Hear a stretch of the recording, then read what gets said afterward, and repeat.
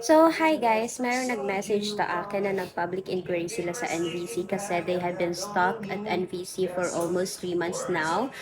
And ito yung reply sa kanya ng NVC. So, ibig sabihin lang nito na hindi ibig sabihin na approve na kayo is may possibility na agad na masend agad-agad yung case nyo sa Embassy ng Philippines. Especially, like what I've said before sa aking live, na ang embassy, ang Manila Embassy, ang pinaka-busy embassy sa buong mundo dahil sa madaming nag apply ng immigrant or ng K1 visa. So, one of the reason why na-stuck tayo sa NVC, it's because nakadepende sa capacity ng embassy ang pag-send ng documents ng mga approval cases. So, sabi nga dyan, nakadepende sa embassy kung i-allow na ba nila na isend sa kanila yung mga cases, kung kaya na ba nilang i-accommodate lahat-lahat or hindi pa.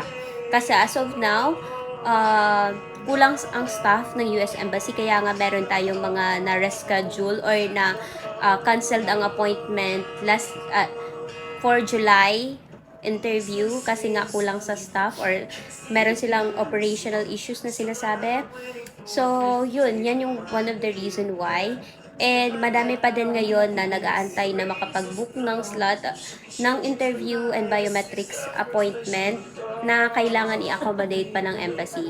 So, yun. Kaya, be patient lang. Siguro mag-aantay pa tayo ng matagal. So, kung pwede, ilibang nyo muna yung sarili nyo. Gumawa muna kayo ng mga bagay na ikakalibang nyo at hindi kayo mag-overthink about sa process. Hindi naman ibig sabihin na na-stuck kayo sa NVC is magiging madideny na yung case nyo. Sabi naman sa email na hindi naman to dahil sa case nyo, kundi dahil ngayon sa